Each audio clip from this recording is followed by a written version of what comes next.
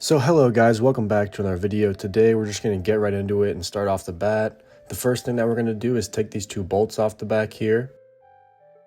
Doing this, we'll just release the brake caliper so that way we can go ahead and change out those brakes, as we're going to put in some new ceramic brakes for this car. Since the brake line is still attached, we're going to want to go ahead and set this somewhere that it's not going to dangle and pull on that brake line and potentially break it. Once we have that done, there's only two more bolts that we have to take out now. Now these are going to take a little bit of force. As you can see here, I'm putting in a lot of effort, almost my whole body weight, trying to get these two bolts off, and that didn't work. So if you're having this problem, I'd recommend spraying some WD-40 on there, letting it sit for a little bit, and then when me and my dad were doing this, we would stand on it a little bit to help get some more leverage, and then it would pop right off. After getting those bolts loose at first, you can see just how easy it is to loosen them, and then we're going to pop this piece out. During this whole process as well, make sure to keep track of your bolts, which ones go where. I like to put them off to the side and label them so that way I know exactly where they go whenever we have to reassemble everything. Be careful as well whenever you're removing these, because it will just drop. So as soon as you pull that bolt out, the whole thing is just going to fall. So make sure you keep a hand on it so that way you can catch it once you relieve the bolt. With that, the rotor is now free and we can pull it off. So now going ahead and replacing the pads, it just takes a little bit of force and they slide right out the side. You can see that these old ones are warped and super worn and rusty, so it's going to be nice to have some new brakes in there. And then you just got to pull these metal clips off. They're not that hard. You can just give them a quick yank and they'll just come right out.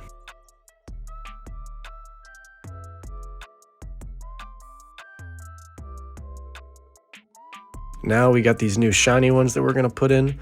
They just take a quick press evenly so that way you can fit them in. It really shouldn't take that much force, they just press right in.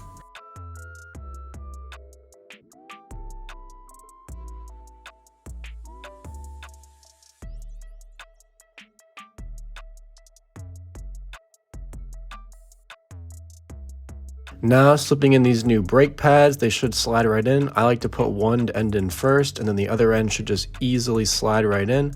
And the part that has a clip on it is the part that you're going to want to put towards the inside of the vehicle where the bolts were taken out. Now we can take our new rotor, slide it on there, just lining it up with the bolts, and that'll sit there until we put the brakes back on.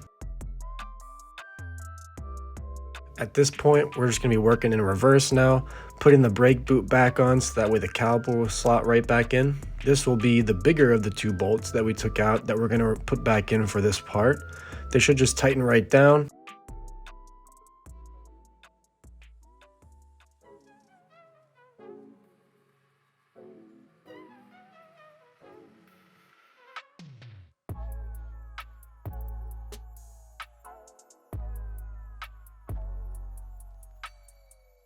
We're going to go ahead and set the torque wrench to 80 foot-pounds, and that's what the brake caliper mounting bracket bolt is supposed to be torqued down to.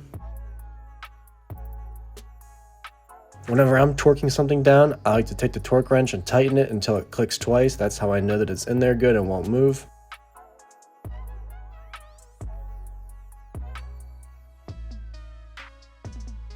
Now sometimes the brake caliper is not going to want to slide back on because the piston is still compressed. So you have to go ahead and loosen the bleed on the brake caliper so that way we can push the piston back in. It's not that hard, but make sure you have something to clean up the brake fluid that's going to flow out. Sometimes you can also use a clamp to help push the piston back in if you can't push it with your hands.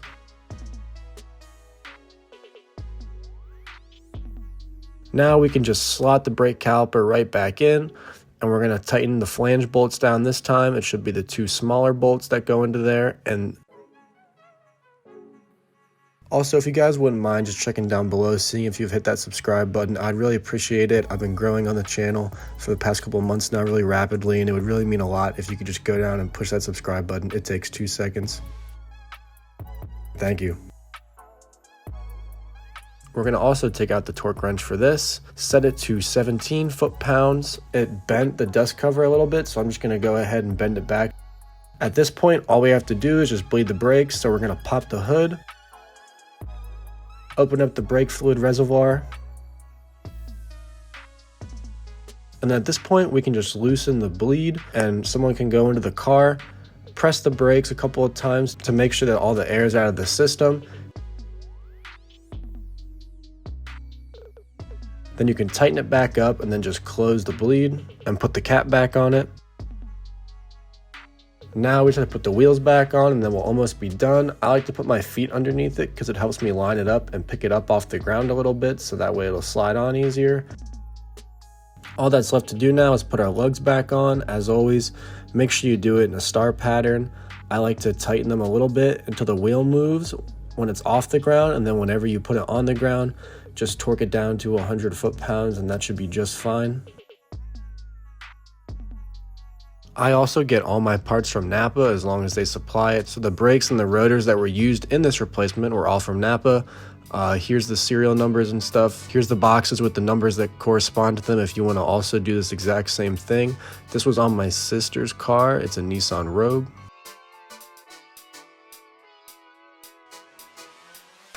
And just like that, here's the final product. Everything is perfect. We took it for a ride around the neighborhood. It rides perfectly, no squeaking or anything. So with that being said, thank you guys so much for watching, and I hope we'll see you in the next one.